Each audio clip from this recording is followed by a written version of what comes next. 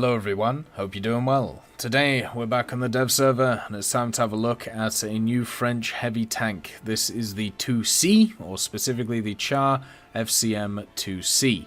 The vehicle is coming in just after the premium version was added in the last update, the 2C BIS. The major difference between the two is the 2C BIS has access to the 155mm Schneider 155C, whereas the standard 2C has access to the 75mm APX Canon de 75mm Model 1897 cannon. It also gets access to a bunch of machine guns. Only two of them work at the moment. So the one in the front that you see here, and also the one in the back. The issue is, in order to fire them both, you need, for some reason, to fire this front one, so you can never get this one on target. I'm sure it's a bug, and I'm sure it will be fixed.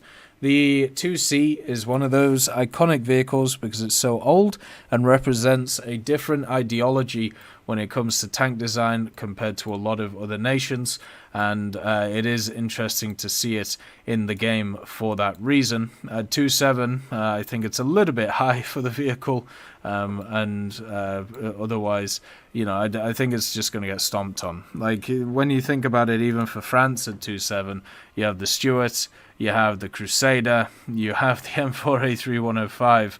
Like, you don't put this thing in the lineup.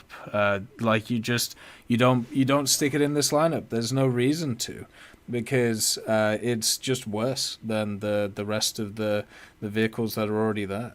So I don't know what you do with this thing. It also does have some interesting features. So the commander's cupola and also the gunner cupola here do rotate, so it does do that in game. There's a little animation, and also you basically have Snow White, the Seven Dwarves, and all their posse with you inside the vehicle as well. 12 crew members in total, 4 in the back and then 8 in the front. So survivability, definitely strength in numbers when it comes to this one. With its BR the way that it is, this thing can see KV-1s and T-34s, by the way, and it just doesn't have enough armor to be able to deal with anything. So you've got 35mm on the turrets, 45mm as a flat plate on the hull, and then on the lower it only has 15mm, which held it together. 22mm on the side, and then also 15 on the back with 22 on the turrets as well. So you're really not looking at a vehicle which has a ton of armor at the BR that it's at. Instead, you're looking at a vehicle which is going to have to rely on all of the gnomes on the inside to keep this thing chugging along and keep this thing going. It does have a 500 horsepower engine to move this 70-ton vehicle, and you can see that they did it in 2 different sets here. Then you've obviously got the transmission, which, you know, to its credit, can make the vehicle go as fast forwards as it does backwards. The problem is it can only go 15 kilometers an hour at most forwards and backwards if you chuck it off a cliff.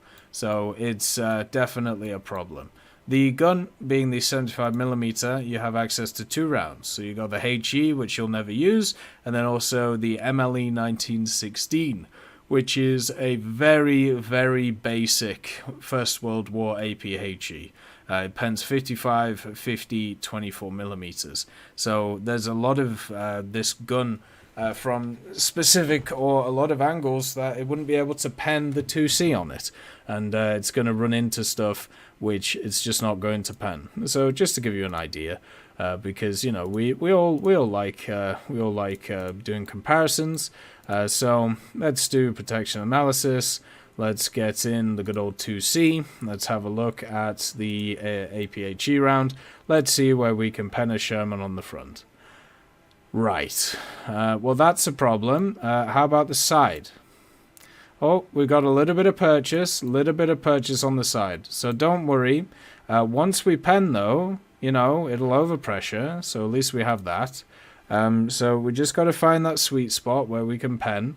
Let's see. Come over here. No. All right. Well, we found a few sweet spots. So, you know, we just got to sneak around through. We just got to get it in there. And then we'll be fine. We can't do it from the front. We can hardly do it from any angle on the turret. The best we get is orange. The only areas is literally here, because down here unless it overpressures, it's not really going to be able to do anything. And then back here, you know, good luck with that.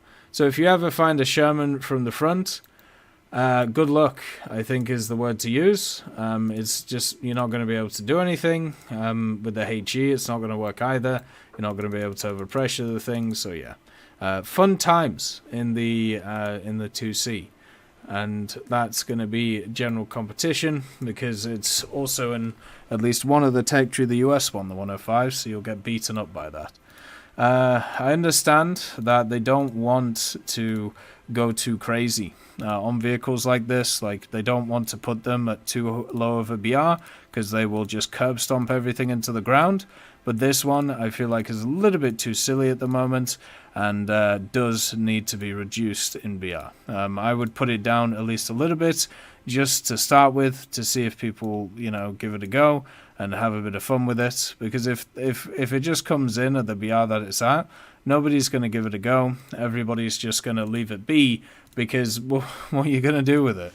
Like, you're just going to die to everything around you. You can't get to any positions that are available. Your gun is okay, I suppose, but still very weak. You know, you have 2 machine guns, which are also very weak. You are a massive target for airplanes as well. And your survivability comes down to the fact that you have an army inside you. Like, I have no idea. You can see the rotations, though, which are pretty nice. So that's kind of cool. Not really copied with a lot of more modern vehicles, because of the fact that it was probably costly and pretty useless, but at least in game it's modeled pretty nicely. You can see with this AP, penning can be a problem, even on a Panzer II. There you go. But once you pen, you destroy, and that's the key for this.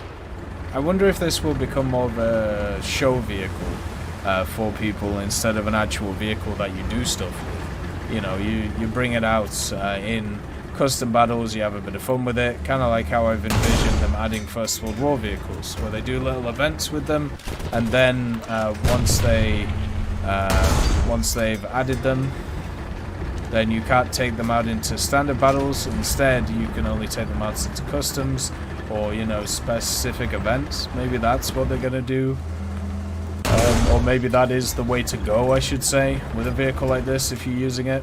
But you can see it's just, it's so rough to move. It's so rough to run around the place. And also, just think about it. This vehicle also is one which which when dies will create a massive carcass.